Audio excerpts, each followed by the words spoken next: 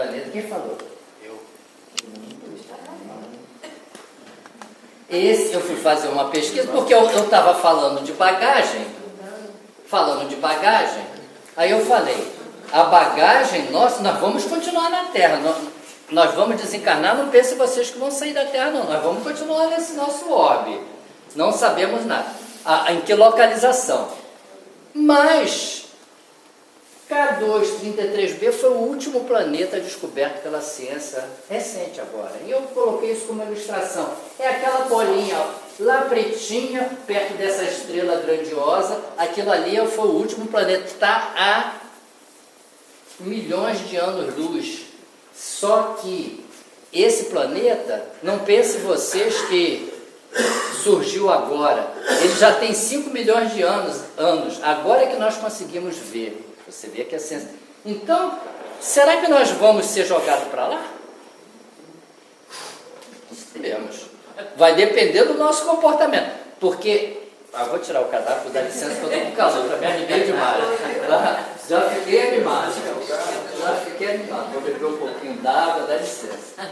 Que é bom estudar, é bom por causa disso, né? A gente começa a criar coisas assim, muito, muito bonitas. Não tem nada a ver com o nosso estudo de hoje, mas vocês sabem que nós estamos num processo de transição. A gente está vendo as violências, a gente está vendo como é que o mundo está um caldeirão. Processo, nós estamos num estado pré-regenerativo. A Terra não é mais planeta de provas e expiações, a Terra está num momento pré-regeneratório. Segundo Divaldo, na década de 2050 agora, entre 2050, ele precisou uma data, mas eu aqui não vou falar. Entre 2050 e 2060, a Terra vai realmente estar no estado de regeneração. E essa, vocês podem ter certeza, é a última encarnação que nós estamos tendo nesse estágio. Existe uma passagem de Jesus que fala sobre o joio e o trigo, não existe? Vocês sabem disso. Vocês sabem o que representam o joio e o trigo, não sabem? Vocês querem estar de que lado? Como eu também. Todos nós queremos estar do lado do trigo. E para estar do lado do trigo, o que a gente precisa fazer? Seguir os mandamentos de Deus. Seguir o mandamento de Jesus, o amor. Se nós não seguirmos, nós podemos dar uma escorregada e ir para o lado de joio. Se nós formos para o lado do joio, o que vai acontecer? Não reencarnaremos nesse planeta. E podemos ser levados lá para o K2-33b, que fica num lugar que a gente nem... E é o mais distante, gente. Não será? Pode ser, eu não sei. Porque vocês já escutaram falar de Capela, não já? Os capelinos não vieram para cá quando Capela passou a transição de primitivo para... de provas e expiações para regeneração, eles não tinham qualidades morais para entrar em regeneração, foram desviados para a Terra porque eles tinham capacidades intelectuais, foram jogados na Terra para alavancar a Terra que estava saindo de primitivo para regeneração. Então os capelinos vieram para cá por causa disso, para ajudar a Terra, eles tiveram uma função aqui. Nós hoje temos uma graduação intelectual, mas podemos moralmente estar do lado do joio. Se estivermos do lado do joio, nesse processo transitório, nós seremos exilados, seremos os exilados da Terra. Então, gente, olha a nossa responsabilidade, gente. É grande. Muito grande. E é quente lá, né? Tá pertinho. Eu não sei qual a grandeza dessa estrela aí. Eu não sei. Essa estrela, não sei a grandeza dela comparativamente ao Sol, porque o nosso Sol é uma estrela de quinta grandeza. Eu não sei esse aí qual a grandeza. Mas sabendo que é pior do que a Terra, né? Boa coisa não tem nada, né? Eu acho que conversa aí de que não vai ter luz, não vai ter internet, já pensou?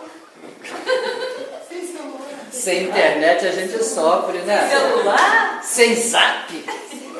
Zap é um terror, meu Deus. Como é que a gente passa umas horinhas, a gente começa a arrancar os cabelos, eu tenho que falar com fulano, eu tenho que falar com ciclano. Mas vamos voltar para as coisas sérias, né? Mas isso foi só um adendo, por gentileza. E aí, no nosso evangelho, nesse primeiro tópico aqui do item 9, para nós nos tornarmos pessoas boas, para sermos o joio, para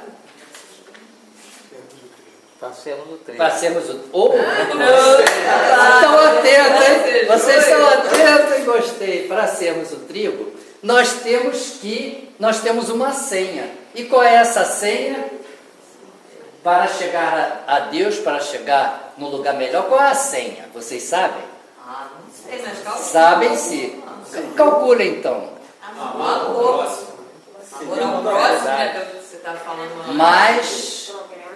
Mais progresso moral, o que mais? Olha só, qual é um dos pilares da nossa doutrina? Estou gostando que está bem interativo. É verdade. Mas Então, o próximo também está um pouco dentro. mas nós temos que seguir o que Kardec diz. Aí ele diz assim, ainda logo, é o segundo parágrafo do item 9. Compreendam que para chegarem a Deus, uma só é a senha, a caridade. Ora, não há caridade sem esquecimento dos ultrajes e das injúrias. Não há caridade sem perdão, nem com o coração tomado de ódio. São palavras do Evangelho. Eu não estou criando nada, não estou inventando nada. Tudo que eu tenho aqui dentro, tudo que eu coloquei ali, os textos saíram daqui.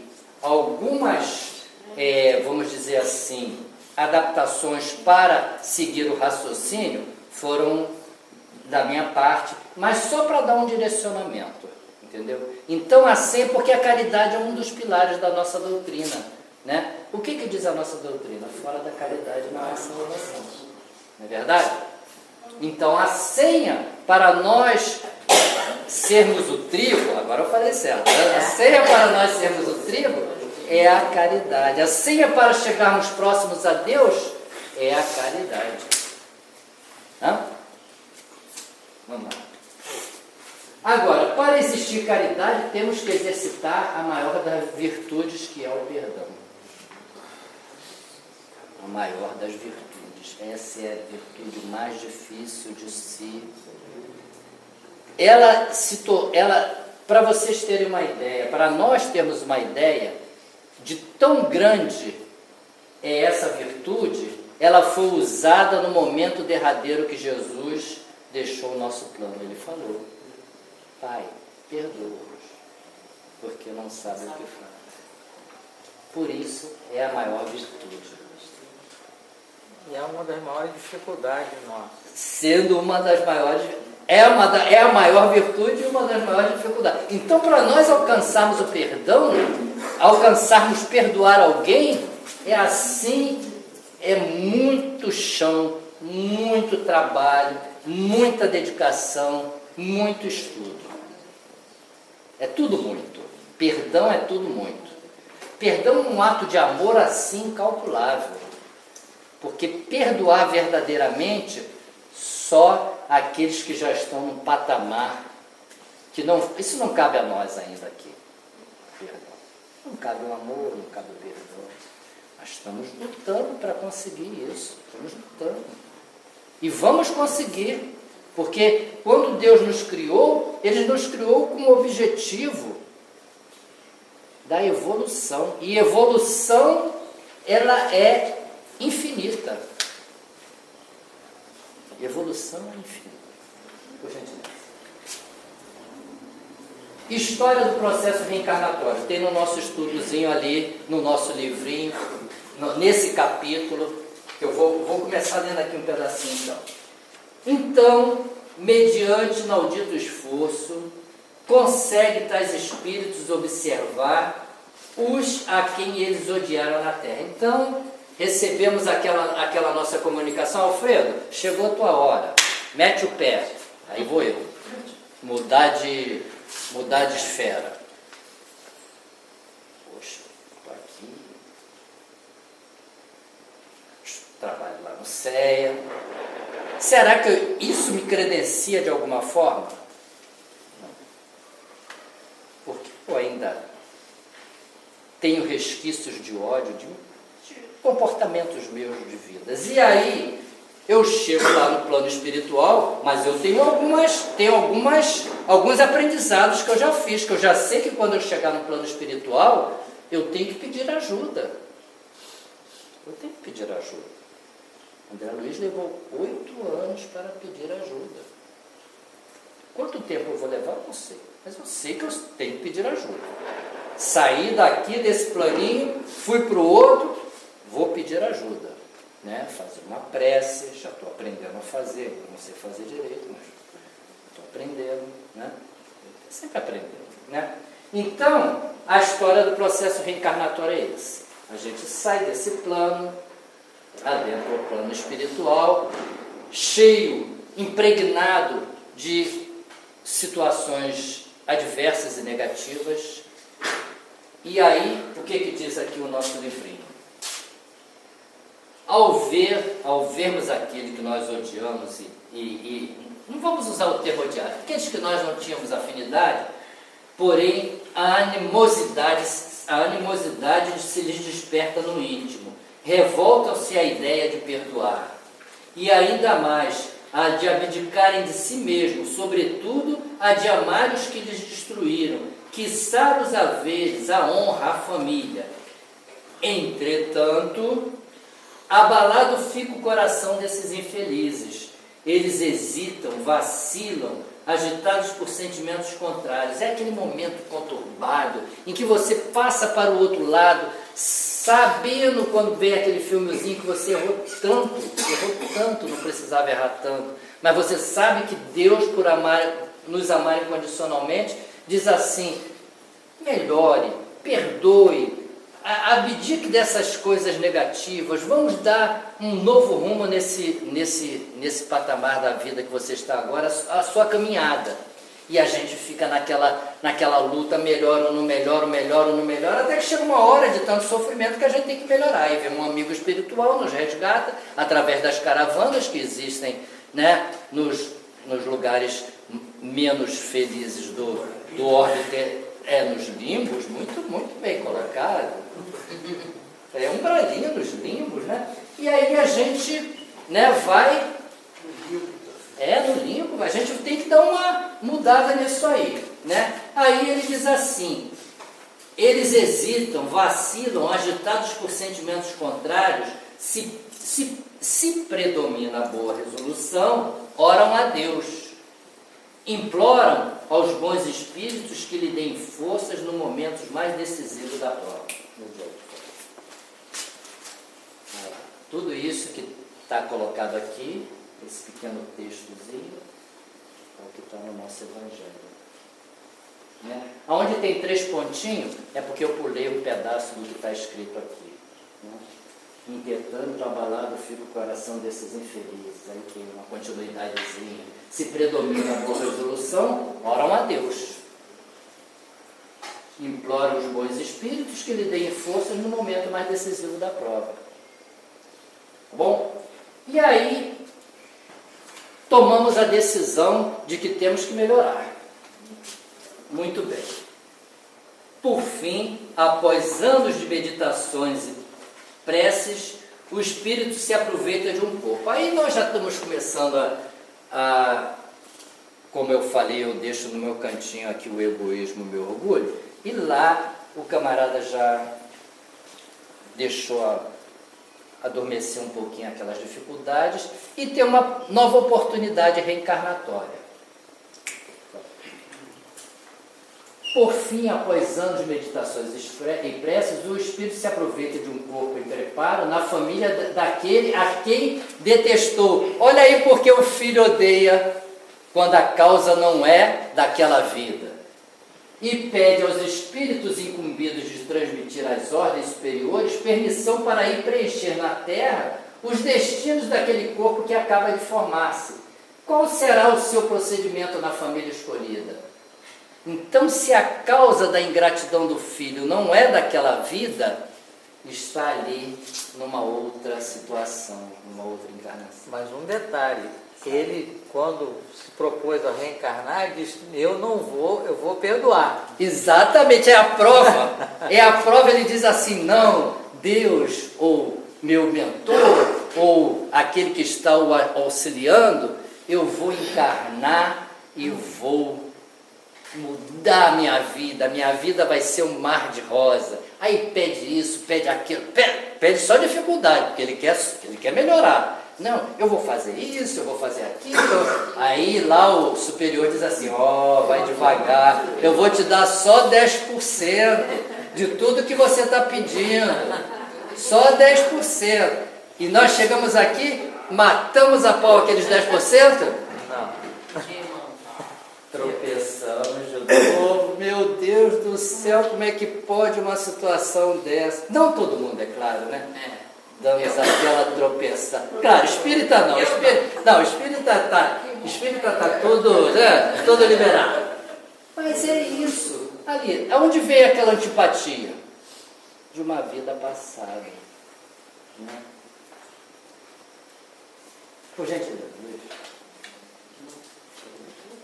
O incessante, aí vamos ver como é que fica a vida dele na família. O incessante contato com os seres a quem odiou constitui prova terrível, é uma prova, sob a qual não raro sucumbe. Ele prometeu que não ia fazer, mas sucumbiu. Se não tem ainda bastante força de vontade, porque a gente tem que ter força de vontade nessa vida, correto? Assim, conforme prevaleça ou não a resolução boa, ele será o amigo. Se ele tem muita força de vontade, ele supera aquilo. Aí é aquele filho dócil. Mas se não tem, é o inimigo daqueles entre os quais foi chamado a viver. E como se explicam esses ódios, essas repulsões instintivas que se notam da parte de certas crianças e que parecem injustificáveis? Tem criança que já não gosta do pai desde pequena, da mãe. E como explicar aquilo? Só a reencarnação. Verdade? Uma das provas da nossa doutrina. Está aqui no Evangelho. Isso é texto do Evangelho, não é meu não. Pode ir lá no item 9, quando você chegar em casa, se quiserem ver, você vai encontrar isso lá. Né? Como é que pode criança não gostar do pai e da mãe? Por favor. Ó espíritas, está no Evangelho. Compreendei agora o grande papel da humanidade. Compreendei que quando produzis um corpo, a alma que nele encarna vem do espaço para progredir, porque nós só damos ao nosso filho a capa, caracteres genéticos. A alma quem dá é Deus. E nos dá sempre com amor incondicional.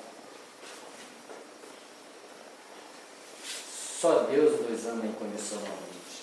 E aí, a gente tem que entender que essas adversidades, essas ingratidões filiais, são consequências, quando não de vida ocorrida naquela mesma vida, de vidas passadas. São acertos que precisam, né? São engrenagens que precisam se casar ali para seguir o caminho, né? Quebrar aqueles elos de dificuldade. Né? Muitos filhos, e é com esses filhos que são rebeldes, que são difíceis, que a gente tem que ter um amor redobrado. Eu tenho 2 filhos. Uma de uma docilidade, já está até no espiritismo. A minha ida para o espiritismo foi bom porque ele agora também já está lá. O outro tem um pouco de dificuldade. Qual que eu tenho que amar mais? Eu tenho que amar os 2, mas tenho que dar uma atenção maior ao outro. Não que ele seja ruim, não que ele faça nada que aos olhos das leis humanas sejam contra as leis humanas, mas perante as leis de Deus ele precisa se adequar. Precisa dar uma melhoradinha, até para que nós nos sintamos mais felizes. Quantas atitudes dele nos faz sofrer, a mim e a mãe? Nós homens ficamos mais calados, né? Mas quanta mãe não já chorou por ele? Quanto minha companheira não já chorou por ele? Hoje ela já está num outro estágio, né? Que a velhice, né? nos dá experiências, nos dá sabedoria para passar por cima de determinadas coisas. A gente sabe que está sofrendo. Vocês concordam, né? É isso, a vida é isso. Né? Vamos lá, Luiz. Aí eu pergunto, para todos e para mim, tens cumprido os deveres de irmão? Temos cumprido? Ninguém fala nada, sim ou não? Não. Tens cumprido o dever de pai? Não. Tens cumprido o dever de filho? Não. Sobrou espírita, tem que começar a melhorar, gente. Só sobrou espírita. Olha aí, o espiritismo está nos dando a chance de praticar os deveres de filho, os deveres de pai e os deveres de irmão. Mas é uma forma, eu estou tentando dar um dinamismo assim, porque o espiritismo não é taciturno. O espiritismo a gente não tem que pegar, estudar o livro e ficar tudo de cara amarrada, não. Nós nascemos para sermos pessoas alegres. Deus não quer nos ver felizes. E se determinadas situações a gente faz um gracejo, faz até para descontração, mas é dentro do respeito às normas kardecianas. Né? A gente brinca, nós temos que ser assim, alegre, porque a vida, se a gente for olhar, ela é para os fortes. Viver bem é para os fortes. Né? A gente tem que pegar a nossa diretriz de caminhada e ir em frente, porque seguir as leis de Deus, preconizadas por Jesus, que parece suave quando fala do amor, mas amar é complexo. Né? Evangelho está lá nesse mesmo item 9. Não escorraceis, pois, a criancinha que repele sua mãe, que era doente, né? Nem a que vos paga com ingratidão, que era doente. Não foi o acaso que a fez assim e que vô-la deu. Então, tudo isso já está planejado pelo Pai. As oportunidades nos são dadas pelo Pai. Se a gente encarnaria porque Deus permite, porque ali é o melhor lugar para a gente estar, para tirar essas diferenças. Agora, temos que ter... Eu tenho um lema na minha vida que eu acho que auxilia muito. Chama-se boa vontade. Por mais difícil... Agora tem uma novela aí que... Eita, Mundo Bom, né? Que eu gosto de ver aquele danado daquele Candinho, que é um sábio, né? É um sábio. Aquele Candinho é um sábio. Porque quando está ruim é porque vai melhorar. Né? Então... Se caiu ali, gente, é porque vai melhorar. Vai melhorar, gente. Não tem como não melhorar. Chega uma hora que não dá para piorar mais, vai melhorar. Vai melhorar. E tem que ter a chamada boa vontade, porque com boa vontade a gente supera.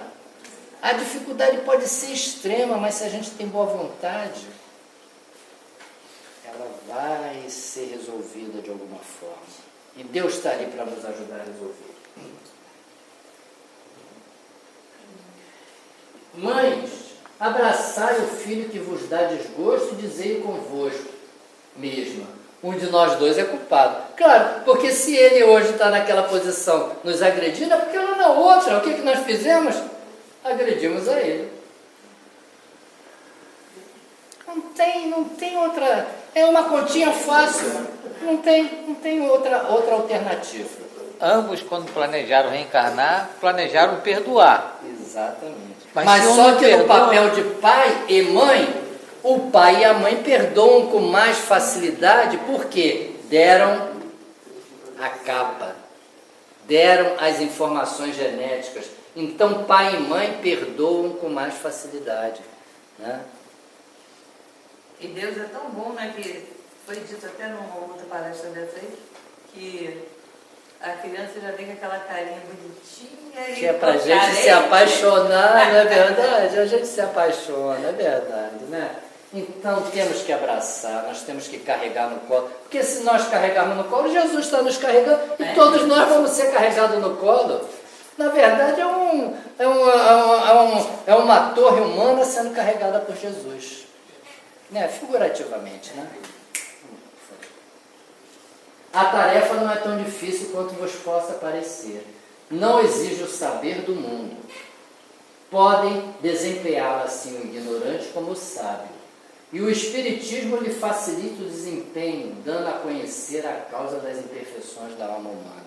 Então a gente tem nas nossas mãos, nós quando viemos assistir uma palestra, nós quando viemos fazer um estudo, nós temos subsídios de aprendizado assim extremamente elevados. Quando nós temos aqui essa nossa conversa evangélica, isso é uma conversa evangélica. A nossa, podemos dizer assim, igreja, né? Representativamente era o que Jesus fazia quando ele saía pregar. Ele juntava um grupo de pessoas e falava do Pai, falava das dificuldades da convivência na família, falava dos erros que não deveríamos cometer.